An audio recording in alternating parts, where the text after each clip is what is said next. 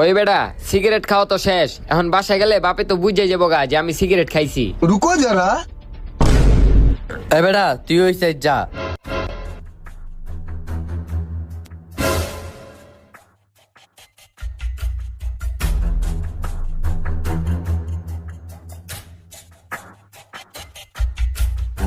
একটু আ করতো।